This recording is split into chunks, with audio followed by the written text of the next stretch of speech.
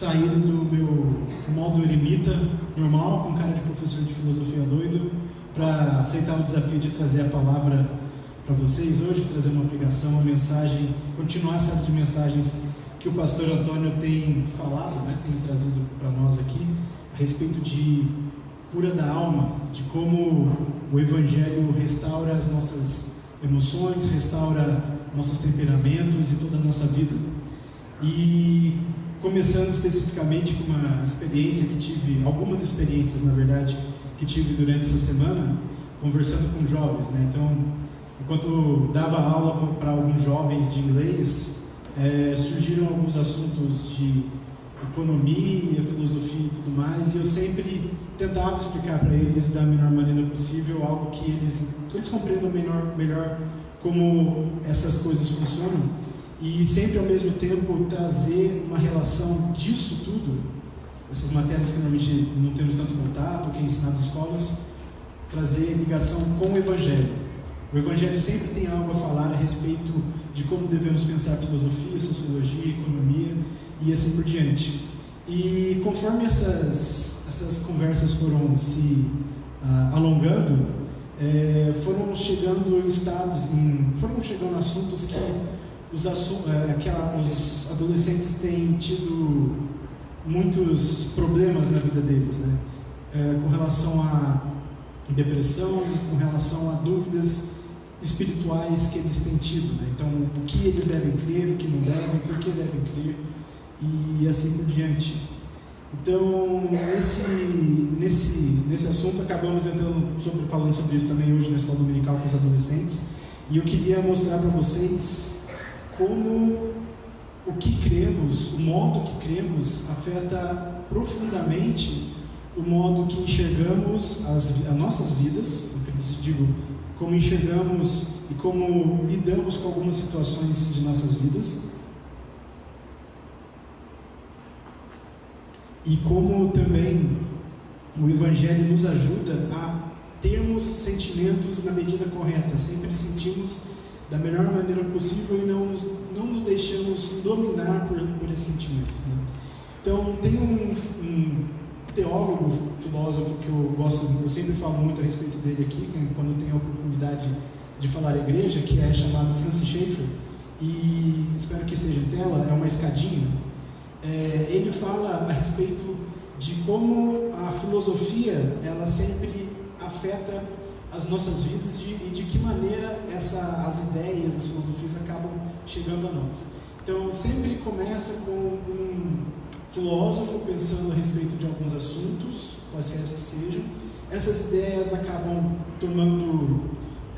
se tornando populares nas faculdades, na academia, e conforme o processo vai se alastrando, então, por exemplo, professores ensinam alunos, esses alunos acabam ensinando a seus alunos, por exemplo, no ensino médio, no ensino fundamental, e as ideias vão se popularizando de tal maneira que elas contaminam as artes, contaminam a música, contaminam a cultura geral, até que chegamos até na nossa própria teologia, ou a maneira que enxergamos a nossa realidade. Então, com isso, quais são os problemas? A ideia dominante da cultura atual, que muito tem se manifestado na nossa frente, e nós não temos não temos ideia de qual seja o motivo por causa disso, e explica também como de certa forma, que devemos combater essas ideias. Então, através da Bíblia, obviamente. Então, nesse sentido, a gente tem uma frase também do outro pastor, que chama Ricardo Barbosa, um pastor presbiteriano, se não me engano, de Brasília. Ele diz o seguinte: a infantilidade espiritual é uma marca da espiritualidade secularizada da cultura materialista e pragmática. Muitos cristãos, se não a maioria, são emocionalmente instáveis, afetivamente confusos, inseguros, ansiosos, frustrados e carentes. Muita da situação que vivemos então na nossa igreja é fruto de uma teologia que, de certa forma, compra a ideia do que tem sido dito em nossa cultura. E qual é a ideia que tem sido dita em nossa cultura? De que Deus não existe. Se não me engano, eu falei a respeito disso na última vez que eu preguei aqui à noite. E se formos por essa linha de que Deus não existe, por exemplo, que foi o filósofo Nietzsche que cravou a frase Deus está morto, nós matamos a ele. E muitos professores de filosofia, quando nos ensinam nas escolas, ou adolescentes, que é mais comum, né, quando entram em alguns debates, acabam dizendo essa frase com um certo tom de vitória, como se não precisamos de Deus, quase como se fosse um grito de liberdade e por isso não precisamos nos preocupar com mais nada, podemos viver somente da maneira que precisamos, ou que devemos, ou que queremos viver, né? Então, nesse sentido, a ideia de que Deus não existe contaminou de tal maneira a nossa sociedade que temos dois principais fenômenos acontecendo na nossa cultura. O primeiro deles, que eu pedi para a Carla mudar, uma imagem das pessoas jogando várias pós para cima, né, coloridos. Uma delas, eu escolhi essa imagem especificamente para mostrar que as pessoas hoje em dia, elas têm buscado como principal ponto de apoio da vida delas as experiências que elas podem ter. Então, o que eu quero dizer com isso? Elas buscam em sexo, em drogas, em álcool, em festas ou em qualquer outra coisa, como por exemplo maratonas de séries, maratonas de filmes que vocês fazem, que a gente faz na verdade, né? Em sequência, passando várias horas no mesmo dia somente assistindo aquela série ou jogando o mesmo jogo. A ideia de que Deus não existe nos faz com que nós tenhamos de certa forma um certo desespero de que não há nada, não há esperança para mim no que há de vir. Nada no futuro me dá esperança ou me dá segurança. E por conta disso mesmo, para eu escapar dessa realidade louca de que nada do que eu faço faz sentido, eu preciso me prender a experiências intensas, maior número de experiências que eu puder e as mais intensas que eu puder. Isso é uma marca muito característica da nossa geração. Muitos entendem falando assim, a juventude hoje não quer saber de nada mesmo, porque ela só quer simplesmente aproveitar a vida, fazer as coisas de qualquer jeito, bater a cabeça na parede e tudo mais. Muitas vezes nós não entendemos que o resultado disso na vida delas, e o resultado disso de certa forma na vida de muitos adultos hoje, é porque justamente, mesmo que venhamos à igreja e dissemos que acreditamos em Deus, a nossa vida não é vivida de acordo com isso. Nós estamos sempre preocupados em termos algo que substitua Deus na nossa cabeça ou na nossa vida, de modo que nos dê segurança e, de certa forma também, paz pessoal. Então, um exemplo talvez mais prático, mais próximo da gente que temos tido hoje, é aqui a Feira de Malhas, temos tido agora a Feira de Malhas, e muitas pessoas têm trabalhado loucamente a fim de que tenham um rendimento ou tenham um lucro esperado das vendas de tudo que ele fez através do último ano, né? Ou pelo menos para justamente conseguir pagar o salário dos funcionários, conseguir manter o estilo de vida que tem e tudo mais. Muitas vezes, nesse momento, quando nós vemos na vida dos adultos, a intensidade que eles têm vivido o trabalho contra a intensidade que eles têm vivido o Evangelho. Muitas vezes o próprio trabalho é um tipo de busca, um tipo de fuga que temos quando entendemos que talvez Deus não exista, e para isso eu preciso depender das minhas próprias forças, e para depender das minhas próprias forças eu preciso trabalhar o máximo que eu preciso para ter um montante de dinheiro suficiente para manter o meu estilo de vida ou da educação para os meus filhos e tudo mais. Não estou falando contra o lucro, estou falando que muitas vezes a nossa intenção pode não ser tão clara quanto a gente pensa. Então, como João Calvino diz, o nosso coração é uma fábrica de ídolos e nós não conseguimos viver sem Deus. Nós sempre temos que servir a alguma coisa. Nós temos que servir a primeira coisa que nos traz segurança. E quando não há Deus no lugar de Senhor de nossas vidas, nós servimos a algum outro Deus. É a ideia basicamente do que falamos hoje no grupo familiar, essa semana, no estudo do pastor, todos nós somos sempre escravos de alguma coisa. Se você é escravo de alguma coisa, você vai servir a esse Senhor. Mas Deus, quando entra em contato conosco, nós também nos tornamos escravos dele. E em Atos 16, se eu não me engano, ele faz justamente essa comparação. Temos ali uma escrava que está presa, está sendo usada pelos senhores dela para dar lucro para eles, que ela trabalha como se fosse uma escrava para poder fazendo adivinhações para dar lucro aos senhores deles. E Paulo liberta aquela escrava dizendo que agora, eu não lembro muito bem o contexto exatamente, mas a ideia é justamente de que eles são senhores, escravos de Cristo, e por serem escravos de Cristo, eles trazem libertação na vida das pessoas. As pessoas, elas se tornam totalmente livres do que tem prendido elas. Então, a partir daí que elas podem viver a vida correta, elas podem servir a Deus correto, ao Senhor, ao Deus. Então, primeiro ponto então que a gente tem, as pessoas têm vivido intensamente para que possam se sentir vivas, porque elas entendem que não há esperança no futuro, ou para justamente elas se distraírem que não há esperança, porque nada faz sentido. Umas pessoas então, enquanto algumas pessoas vivem intensamente de alguma forma, para também isso, outras vão para um caminho um pouco mais sombrio. Deve estar a imagem mais escura aqui, né, aqui em cima, significando que algumas pessoas, quando percebem que não há um Deus, elas ao mesmo tempo percebem que nada na vida delas, ou nada no universo faz sentido. As coisas não têm um objetivo final. As coisas simplesmente existem por existir.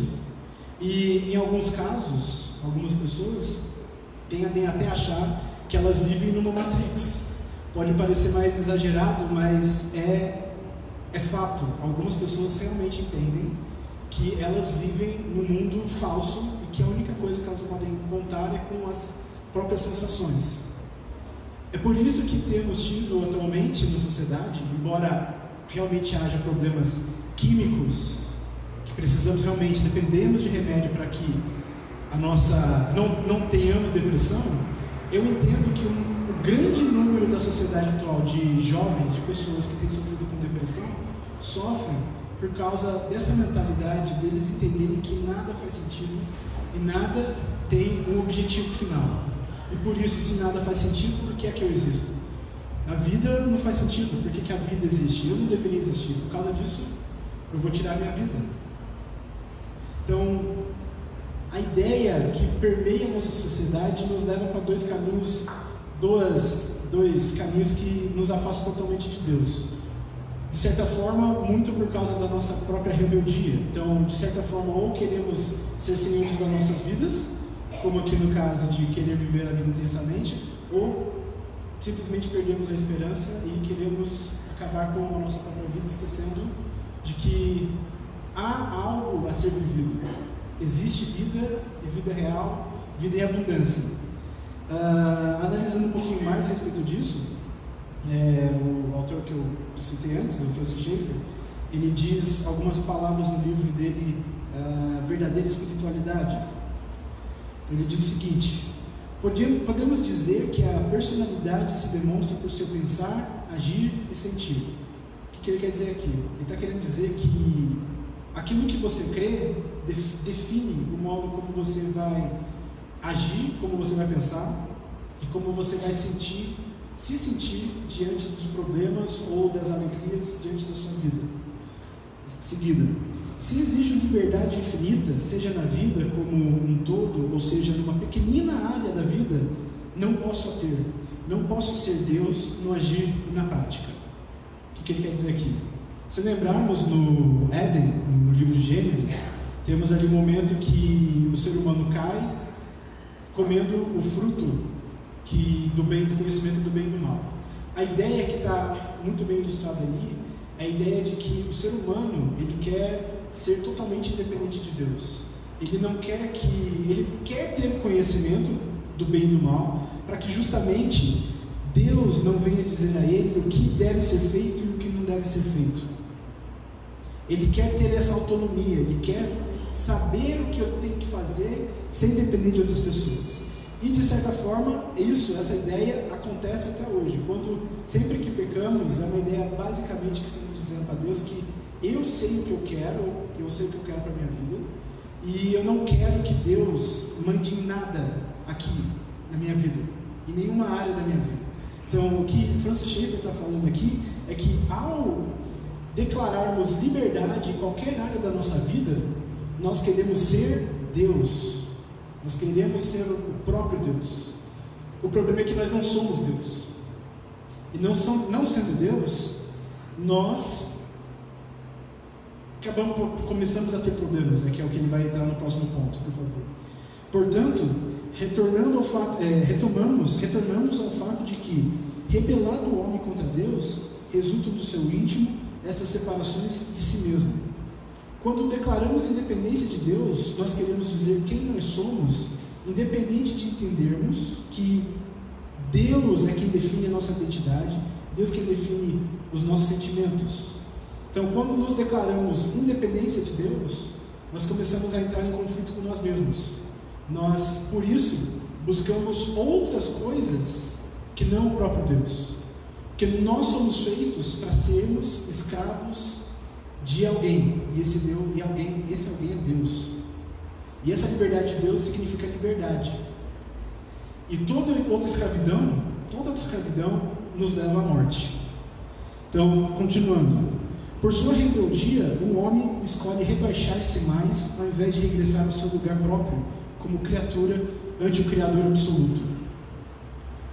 Quando entendemos que, talvez, por pior que seja a situação, nós talvez começamos a entender que realmente eu preciso voltar a Deus para que eu possa me encontrar comigo mesmo e ser integral e passar então a ter contato com Deus e ser alguém de verdade. Muitas vezes nossa própria rebeldia faz com que não queiramos admitir isso. Nós queremos ser a todo momento, na pior das situações, como Deus. E quando queremos ser como Deus na pior das situações, nós preferimos nos rebaixar e piorar ainda mais a nossa situação do que admitir que Deus pode restaurar nossas emoções, Deus pode restaurar a nossa vida de alguma forma. Então, nós, a partir daí, começamos, dependendo de nós mesmos, começamos a ficar irritados, por exemplo, toda vez que alguém nos impede de adorar ao Deus que nós adoramos. Então, por exemplo, se perdemos alguma coisa, um objeto muito querido, algo que talvez nos lembre da nossa família, ou perdemos dinheiro, nós ficamos extremamente irritados com isso. Ou, por exemplo, alguém cortar você no meio da rua aqui, que a loucura que está fechando a está bem como hoje, alguém corta você, passa na tua frente ou bate no teu carro, você perde a cabeça e quer ir para cima daquela pessoa de alguma forma. O que acaba de acontecer é, de certa forma, Deus mostrando para você que Deus não é o seu Deus. O seu Deus são suas posses, são seus bens, ou algo que esteja muito mais voltado ao seu ego. Quando estamos voltados totalmente para o nosso ego, quando sempre queremos aparentar ser mais para as pessoas, ou nossa confiança está em alguma outra coisa que não é Deus, nós sempre vamos ficar irritados, vamos perder a cabeça com aquilo que nos impede de adorar aquilo que adoramos. Então é por isso que em João 10, Jesus, a palavra de Jesus, ele coloca uma coisa bem distinta na nossa frente aqui, né? Ele coloca: o ladrão vem para roubar, matar e destruir. Eu vim para lhes dar vida, uma vida plena que satisfaz. Basicamente o que Jesus está querendo dizer é que Ele é quem dá a vida verdadeira, Ele é quem dá a vida plena, no sentido de que nada importa. Nada importa. A única coisa que importa é eu poder ter contato com Deus, eu poder ter uma vida real com Deus. Normalmente a gente entende que Deus é somente uma ideia. Nós esquecemos que Deus é uma pessoa e sempre está conosco. E muitas vezes esse é o motivo que acabamos colocando outros deuses no lugar de Deus. E quando temos outros deuses no lugar de Deus, nós não lidamos com as situações da maneira que devemos. Então, peço aos irmãos que abram em Colossenses, capítulo 3. versículos de 1 a 10.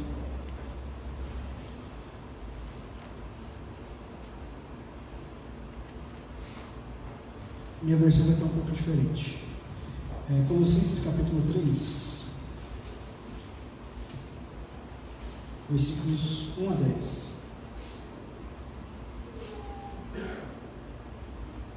Uma vez que vocês ressuscitaram para uma nova vida com Cristo, mantenham os olhos fixos nas realidades do alto, onde Cristo está sentado no lugar de honra, à direita de Deus.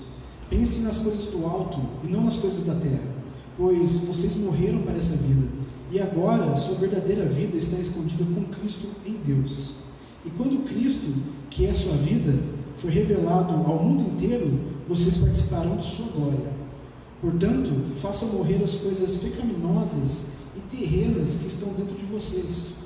Fiquem longe da imoralidade sexual, da impureza, da paixão sensual, dos desejos maus e da ganância, que é a idolatria. É por causa desses pecados que vem a ira de Deus. Vocês costumam praticá-los quando sua vida ainda fazia parte desse mundo. Mas agora é o momento de se livrarem da ira, da raiva, da maldade, da maledicência e da linguagem obscena. Não mintam uns aos outros, pois vocês se despiram de sua antiga natureza e de todas as suas práticas perversas. Revistam-se da nova natureza e sejam renovados à medida que aprendem a conhecer seu Criador e se tornam semelhantes a Ele. Ao conhecermos a Deus, nós temos contato com o que é real, que é mais real que temos à nossa disposição, mais real do que a própria realidade.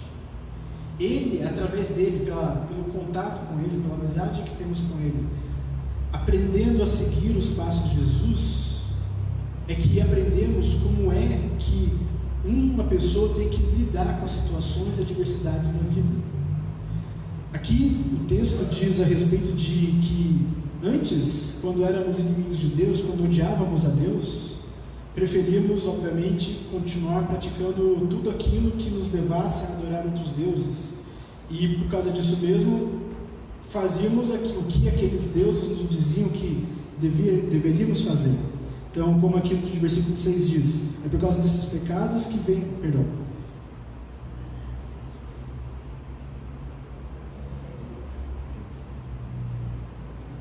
5. Portanto, façam morrer todas as coisas pecaminosas e terrenas que estão dentro de vocês. Fiquem longe da imoralidade sexual, da impureza, da paixão sensual.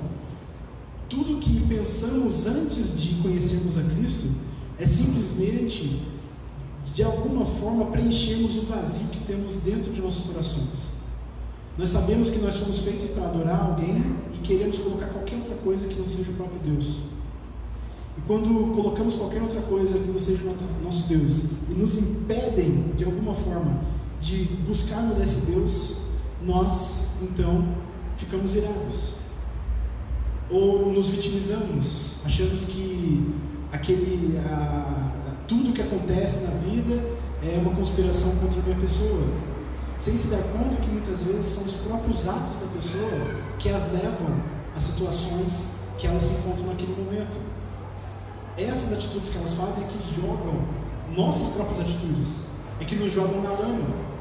Nós constantemente buscamos estar na lama porque nós odiamos a Deus.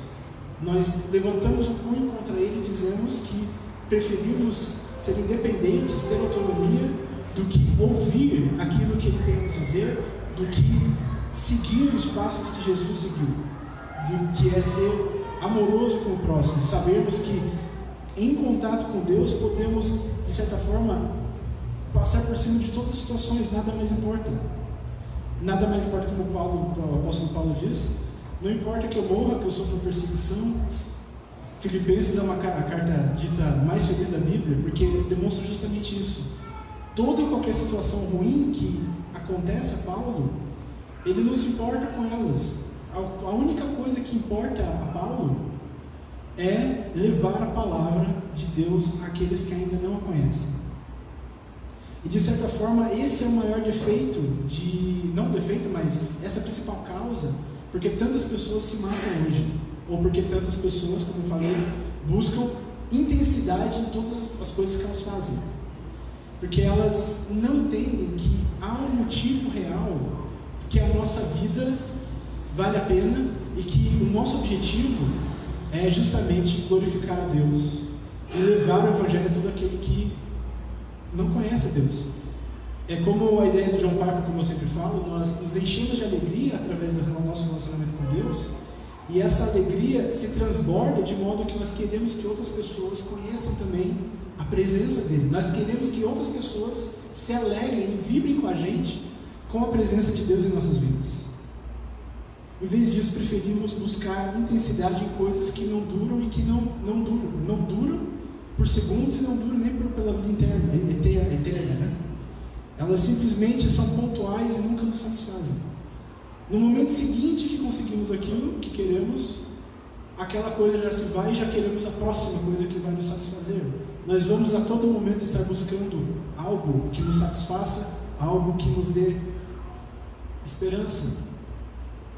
Aquelas que não têm esperança, que tiram a própria vida, também normalmente tiram a própria vida porque entendem que, como nada faz sentido e todas as coisas não apontam para fim nenhum, bom, por isso mesmo vou me matar. Mas quando as pessoas entendem que o objetivo da vida delas, o motivo que elas foram feitas é para justamente adorar a Deus e levar o Evangelho às outras pessoas, elas têm a vida delas restaurada.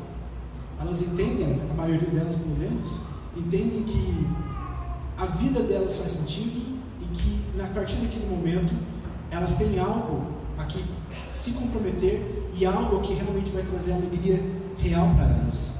E é por isso que, continuando aqui, mais próximo do final, o apóstolo Paulo diz: revistam-se da nova natureza e sejam renovados à medida que aprendem a conhecer seu Criador e se tornam semelhantes a Ele. Obviamente, de uma hora para outra, quando conhecemos a Deus, nós não nos tornamos perfeitos, e só vamos nos tornarmos perfeitos quando finalmente estivermos na presença de Deus, porque só Ele é perfeito, e através da comunhão com Ele teremos perfeição. Mas aqui, mesmo convertidos, nós sempre vamos continuar a errar, nós sempre vamos acabar colocando outras coisas no lugar de Deus. E quando Paulo diz aqui, revistam-se a todo momento, a ideia de a todo momento estarmos buscando, sempre analisando nossas próprias vidas, pensando a que Deus temos servido em nossas vidas, analisando inclusive as nossas próprias atitudes.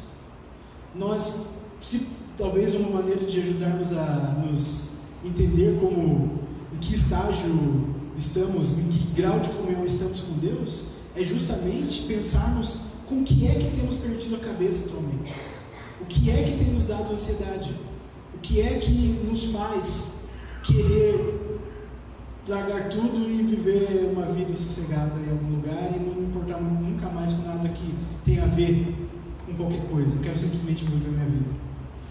Muitas vezes, quando temos esses lapsos de raiva, de loucura, de ansiedade, pode de alguma forma nos apontar a que Deus temos servido.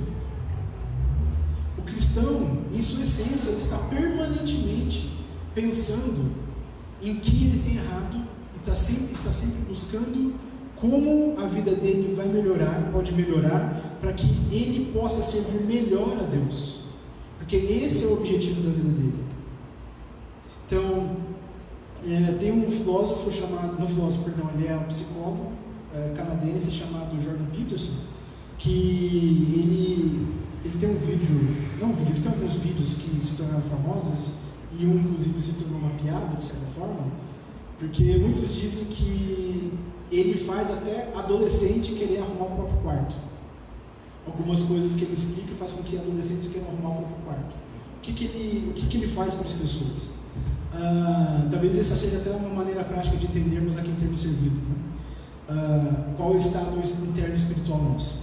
Ele diz que ao olharmos, nós sempre temos de alguma forma buscar melhorar nós mesmos, e que de certa forma o estado do nosso quarto demonstra qual é o nível espiritual ou psicológico que nós temos. Então, se o quarto está uma bagunça, ele está refletindo basicamente como é que está a nossa cabeça, as nossas emoções, a nossa espiritualidade dentro de nós mesmos. O quarto é simplesmente uma projeção daquilo que, o nosso quarto é uma projeção daquilo que nós mesmos somos. Então, o que ele sempre diz é, se você quer mudar o mundo, se você quer melhorar o mundo, a primeira coisa que você tem que fazer é sentar no canto do teu quarto e começar a entender como é que eu posso organizar ele da melhor maneira possível, para que possa me dar uma maior produtividade ou me levar a ter uma melhor condução àquilo que eu quero fazer. Por miúdos, como é que eu posso organizar o meu quarto para servir melhor ao Deus que eu sirvo? Basicamente, a ideia dele é, enfim, uma linha psicológica que não é exatamente cristã, mas é uma coisa muito interessante de se pensar. Como é que eu posso fazer com que a minha vida melhore externamente através de meus atos perante as minhas atitudes, ou situações da vida, ou mesmo com relação a outras pessoas?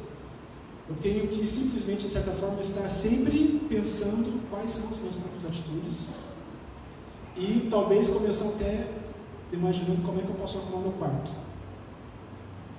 Se eu não arrumo meu quarto, então, de certa forma, está mostrando que a minha vida psicológica está largada, ou mesmo espiritual está de alguma forma largada. Eu tenho que deixar algumas coisas de lado para, não sei, passar mais tempo estudando, passar mais tempo jogando, passar mais tempo assistindo séries no Netflix, passando mais tempo talvez trabalhando como alguma forma de fuga.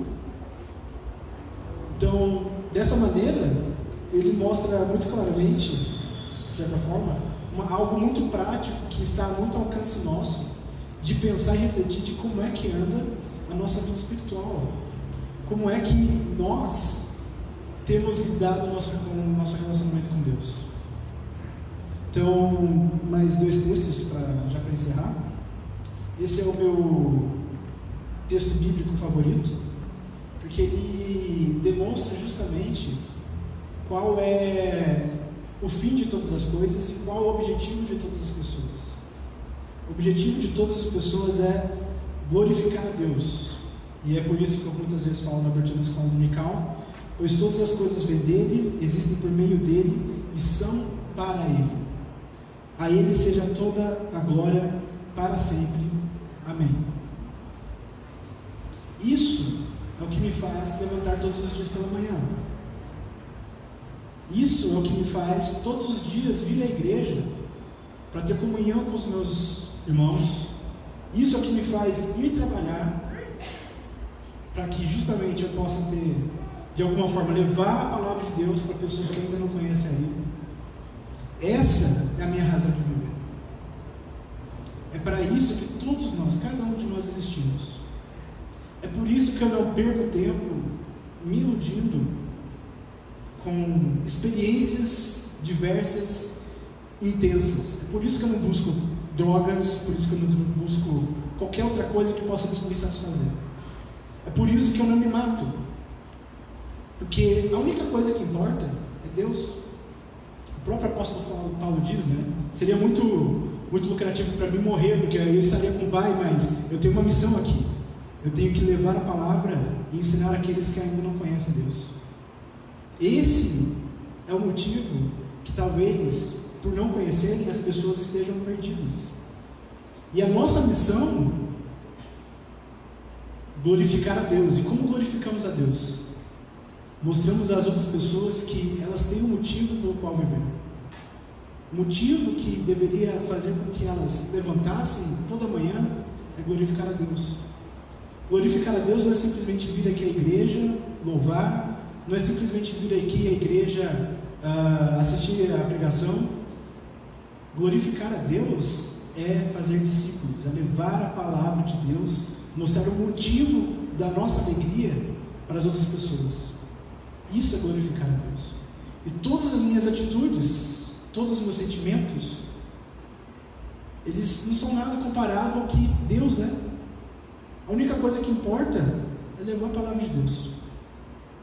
Não importa o que me matem, não importa o que me torturem, que caçoem de mim, que façam um pouco de como me visto, das posses que eu tenho.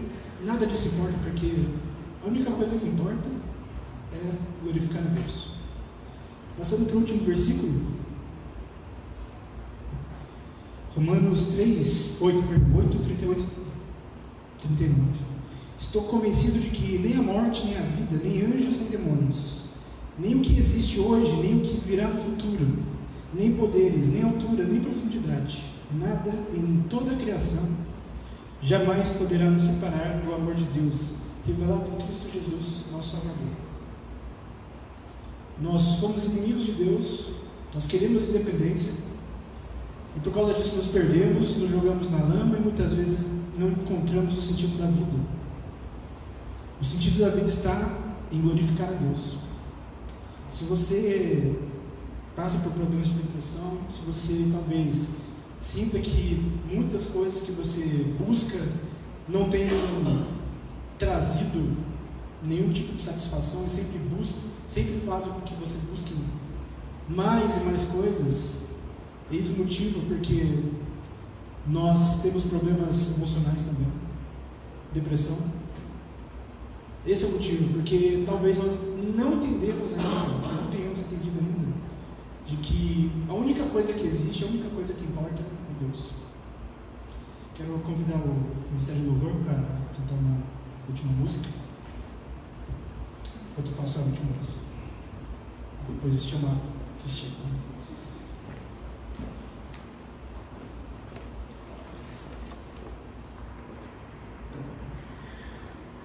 Oremos, irmãos. Senhor nosso Deus, pedimos, Senhor, a Tua misericórdia sobre as nossas vidas, Senhor.